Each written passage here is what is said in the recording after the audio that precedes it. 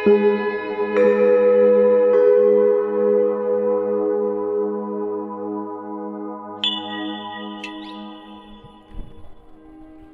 के सवाल में आप सभी के मनों का स्वागत है। और जब मन को कहीं से स्वागत का द्वार मिलता है तब मन सहज स्वाभाविक रूप से दौड़ा चला जाता है। दौड़ेगा भी क्यों ना, क्योंकि मन को अपने सवालों के जवाब चाहिए। जब तक मन को उसके सवालों के जवाब नहीं मिलते वह तन को व्याकुल रखता है, बेचैन रखता है। और हमारे समाज में तो चारों तरफ दूसरे लोगों के द्वारा इतने सवाल हमारे भीतर फेंके जा रहे हैं कि उनकी इतनी भीड़ इकट्ठी हो जाती है कि लगता है कि इंसान को पागल ही कर डालेगी। और ये सवाल उसके अपने नहीं होते, अपने तो कहीं है ही नहीं। यह तो बिल्कुल वैसा है कि जैसे कोई बाहर वाला आपके घर में कूड़ा फेंक जाए या कुछ सामान फेंक जाए और आप व्याकुल हो जाएं कि ये सामान तो हमारे लिए बाधा उत्पन्न कर रहा है। तो सवालों से बड़ा सामान कोई नहीं होता। और ये सवाल दुनिया जहां से उठ कर आ रहे हैं, हर एक दूसरे पर सवाल ही फेंके जा रहा है। और ये दुनिया सवालों से ही घिर चुकी है। अभी कौन घिरा है सवालों से, किसने किसको परेशान कर दिया, ये हम अब सुनते हैं। प्रणाम गुरुजी, मैं पुष्पा रविंद्र प्रजापति गुजरात से। आप जो भी बताते हैं मन के सवाल में जो भी समझाते हैं मुझको बहुत अच्छी तरह समझ में आता है और बहुत अच्छा लगता है। मैं आपके सारे मन के सवाल देखती हूँ। और जो अभी आया था एक, आपकी पुस्तकें इतनी महंगी क्यों, आपने जो उसका जवाब दिया, जितना समझाया ना, मैं तो उसको सुन के ऐसे लग रहा था कि कितना अच्छा लग रहा है, कितनी अच्छी तरह आपने जवाब दिया उसका। तब से मैं तो आपकी और भी इज्जत बढ़ गई मेरे मन में। और मैं जानती हूँ आप एक साधारण आदमी नहीं हैं, इसलिए इतनी अच्छी आप बातें सबको समझा देते हैं, समझ में आ जाता है। मुझे भी ऐसा लगा था इतनी महंगी है, मैं कैसे खरीद पाऊंगी। लेकिन जब आपने बोला जिसके पास पैसे नहीं हैं आप उसको फ्री में दे देते हैं, मुझे तब से लगता है कि हाँ, आप में ज़रूर कुछ बात है। मेरे भी मन के सवाल है, मैं आपके पूछना चाहती हूँ। मैंने एक सवाल पूछा था, आपने उसका जवाब दिया था मुझे। मेरे मन का सवाल ये है, कितने पंडित पुजारी बोलते हैं कि औरतों को गायत्री मंत्र नहीं पढ़ना चाहिए, ये एक श्रापित मंत्र है, तो क्या ये सही है? और बोलते हैं ओम का उच्चारण भी औरतों को नहीं करना चाहिए, तो क्या ये भी सही है? मुझे इसका भी जवाब दीजिए। और मेरा प्रश्न एक ये भी है, एक पति है, एक पत्नी को जानता है, मानता है, अच्छी तरह उसको रखता भी है, उसके सारी ज़रूरतें भी पूरा करता है, पत्नी के कहने पे ही वो आगे भी बढ़ता है। लेकिन जब पत्नी बीमार पड़ती है उसको वो समझता नहीं, उसको वो पूछता नहीं। तो उस वक्त पत्नी को क्या करना चाहिए, पति के साथ कैसे व्यवहार करना चाहिए, क्या करना चाहिए, आप मुझे ये बता दीजिए। क्योंकि वो पति नशेबाज भी नहीं है, साधारण पति है, जे अच्छे भी हैं, लेकिन पत्नी का ख्याल क्यों नहीं रखते? जब बीमार पड़ती है तो क्यों चुप हो जाते हैं? मुझे इसका जवाब दीजिए प्लीज गुरुजी। मेरे पास पता नहीं कितने लोगों के प्रश्नों की ऐसी भीड़ आती है जिसमें वे बताते हैं कि उनको पंडित पुजारियों ने इतना डरा दिया है कि उनकी अच्छी भली ठीक ठाक चलती हुई ज़िंदगी हराम हो गई है। अब यही जो प्रश्न है कि अनेक पंडित पुजारी ये कह देते हैं मातृशक्ति को, महिलाओं को, कि उन्हें गायत्री मंत्र का जाप नहीं करना चाहिए, ओम का जाप नहीं करना चाहिए, उनके लिए यह शापित मंत्र है। अब नारी का मन तो सहज स्वाभाविक रूप से कातर होता ही है, वे डर जाती हैं। आज तक गायत्री मंत्र का जाप करती रहीं और अचानक कोई कह दे आकर कि यह तो आपके लिए है ही नहीं, हानिकारक है, आपको पाप लगेगा, इत्यादि इत्यादि बातें। तो पहले तो मैं आपको ये बता दूं कि मैंने ऐसी अनेक स्त्रियां देखी हैं जो कम से कम 70-80 सालों तक नित्य गायत्री मंत्र का जाप करते हुए यज्ञ करती हैं, आहुतियाँ डालती हैं, और आज तक वे बड़ा प्रसन्न जीवन जी रही हैं, आनंदित जीवन, स्वस्थ जीवन। किसी को कुछ नहीं हुआ, ना कोई परेशानी, ना कोई असुविधा, बल्कि जो आम औरतें हैं उनसे ज़्यादा बेहतरीन ज़िंदगी वे जी रही हैं। ओम का खूब उच्चारण करती हैं, उन्हें तो कुछ नहीं हो रहा, क्योंकि वे पंडित पुजारियों की बात पर ध्यान ही नहीं देती हैं। अब सवाल क्या है कि क्या पंडित पुजारियों की बातों पर ध्यान नहीं देना चाहिए? जो बात सही हो उस पर बिल्कुल ध्यान देना चाहिए, लेकिन जो बात भेद बुद्धि से निकली हो। अब जो भी पंडित पुजारी ये कहते हैं कि गायत्री मंत्र का जाप स्त्रियों को नहीं करना चाहिए, ओम का जाप नहीं करना चाहिए, तो अर्थात उनकी दृष्टि अभी भेद दृष्टि की बात कर रही है। भेद है, किस चीज़ का भेद है?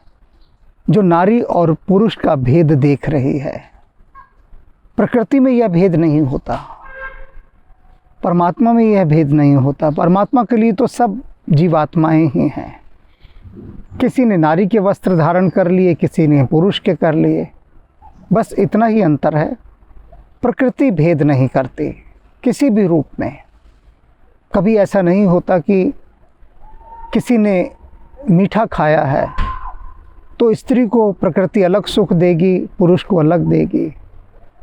किसी का हाथ जल गया है तो स्त्री को अलग पीड़ा होगी, पुरुष को अलग पीड़ा होगी। किसी को कांटा चुभा है तो स्त्री को अधिक पीड़ा होगी, पुरुष को होगी ही नहीं। इस तरह का कोई भेद नहीं होता प्रकृति में। तो जब प्रकृति कोई भेद बुद्धि लेकर चलती ही नहीं है, तब प्रकृति यह भेद कैसे कर सकती है कि यह मंत्र सिर्फ पुरुष जपेंगे और इस मंत्र को केवल स्त्रियां? नहीं, ये सीधे सीधे भेद बुद्धि से निकला हुआ, उपजा हुआ एक उत्तर है। और इस उत्तर ने न जाने कितने ही मनों को भ्रमित कर दिया है, भटका दिया है, संदेहग्रस्त कर दिया है, भयभीत कर दिया है। धर्म डराता नहीं है, धर्म तो भीतर से भय को निकालता है। और ये तथाकथित पंडित पुजारी ये कर क्या रहे हैं? अनेक लोग मुझे संदेश, मैंने कहा ना, भेजते हैं। वे कहते हैं निरंतर पंडित पुजारी हमें डराने का काम कर रहे हैं। कुछ भी पूछ लो उनसे जाकर, उसमें वे कोई ना कोई खोट और दोष निकाल कर हमें डरा देंगे। तो सबसे सुंदर बात है कि सहज होकर स्वयं भी भूल जाएं। जब भी किसी मंत्र का जाप करें, ध्यान करें, पूजा करें, कुछ भी करें, यह भूल जाएं कि आप स्त्री हैं या पुरुष। ये लिंग भेद भूल जाएं, इन सब से पार चले जाएं। क्योंकि तब यदि आपने ये अनुभव कर लिया कि ध्यान करने वाला, जाप करने वाला न पुरुष है न स्त्री है, वह इन दोनों से पार है, केवल एक आत्मा है। और आत्मा नपुंसक लिंग होती, आत्मा का कोई लिंग नहीं है। और जब वह इस बात को समझ लेगा, तब आत्मरूप होकर ध्यान करेगा, आत्मरूप होकर भजन करेगा, और आत्मा से वह मंत्र का जाप करेगा। क्योंकि तब देह तो कर ही नहीं रही है। आपने तो देह को बीच से हटा दिया, देह का बोध हटा दिया, और क्या रखा कि मैं केवल शुद्ध बुद्ध आत्मा हूँ। और आत्मा न शरीर होती है और ना ही पुरुष होती है, ना बच्चा होती है, ना युवक होती है, ना वृद्ध होती है। वह कुछ होती ही नहीं, वह निर्विकार है। और जो निर्विकार है उसे कोई विकारग्रस्त कैसे कर सकता है?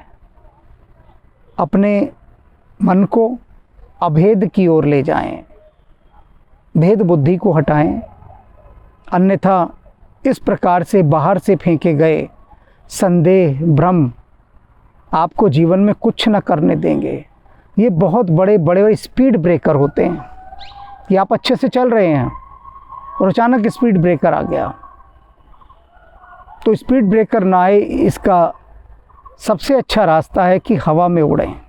अर्थात स्त्री और पुरुष इन दोनों के भेद से उठकर ध्यान करें, जाप करें, भजन करें, पूजा करें, उपासना करें, वंदना करें, स्तुति करें, जो भी करें भेद बुद्धि को हटाकर करें। और तब आप आत्म तत्व को जानने में कुछ आगे बढ़ पाएंगे। अब आपका दूसरा प्रश्न है कि आपने कहा है कि कुछ पति ऐसे होते हैं जो हर प्रकार से बहुत अच्छे होते हैं, हर प्रकार से, लेकिन जब स्त्री बीमार हो जाए तब वे उसको सहयोग नहीं करते, उसका साथ नहीं देते, उसका ध्यान नहीं रखते। ऐसा क्यों? ऐसा इसलिए कि सेवा का तत्व सभी में नहीं होता। सेवा का तत्व आना बहुत ही दुर्लभ बात है, बहुत मुश्किल से मिलता है सेवा का तत्व। तो ऐसे जो पुरुष होते हैं वे सेवा तत्व से रहित होते हैं, सेवा भावना नहीं होती। और सेवा भावना तो सहज रूप से स्त्री में पाई जाती है। स्त्री जितनी सेवा करती है घर की, परिवार की, समाज की, देश की, वैसी सेवा पुरुष कर ही नहीं सकता। और पुरुष जितनी भी सेवा कर रहा है, जितनी भी कर रहा है, वह सब स्त्री के कारण ही कर रहा है। अर्थात स्त्री के सहयोग के कारण, उसके बल के कारण, उसकी शक्ति के कारण।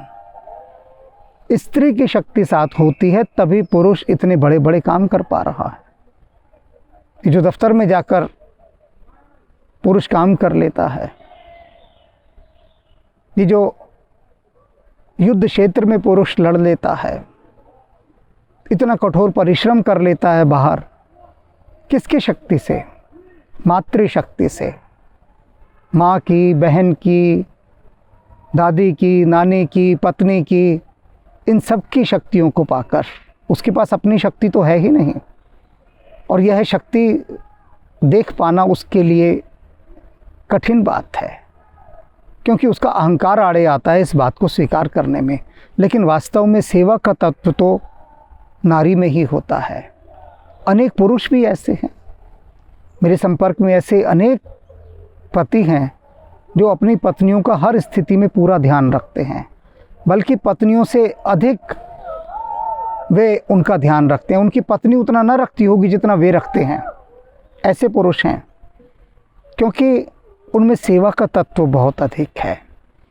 तो यह सीधी सीधी बात जान लीजिए, ये मत समझें कि उस पुरुष के अंदर अपनी पत्नी के प्रति कोई नफ़रत का भाव है या वह उसे छोटा समझता है। ऐसा भी होता है, इससे भी इनकार नहीं किया जा सकता। लेकिन यदि जैसा कि आपने कहा कि हर प्रकार से एक पति बहुत अच्छा है लेकिन बीमार पत्नी की सेवा नहीं करता, तो उसका यही कारण है कि सेवा का तत्व उसमें नहीं है। और साथ में आपने पूछा ऐसे में क्या किया जाए? कुछ नहीं, उसे क्षमा किया जाए और क्षमा करने के बाद उसे मेरा आध्यात्मिक उपन्यास कृष्ण एक रहस्य पढ़ने के लिए दे दिया जाए। तो ऐसे पुरुष जिसमें सेवा का तत्व नहीं है, वे जब कृष्ण एक रहस्य आध्यात्मिक उपन्यास पढ़ेंगे, इसमें सुदामा और कृष्ण की कथा है, तब उनके मन में ये ख्याल आएगा, ये बोध जगेगा कि सच में प्रत्येक स्थिति में पत्नी का कितना ख्याल रखना है। यह उपन्यास एक यह तत्व भी सिखाता है कि अपनी पत्नी और अपने परिवार का ध्यान रखना। तो प्रत्येक पति को तो, पिता को तो यह उपन्यास पढ़ना ही चाहिए, क्योंकि ये सभी उपन्यास इसीलिए लिखे गए हैं कि भीतर की जो बाधाएं हैं, कुंठाएं हैं, समस्याएं हैं, उनके समाधान हों। इन उपन्यासों में समाधि का तत्व है और समाधि से ही समाधान निकल कर आता है।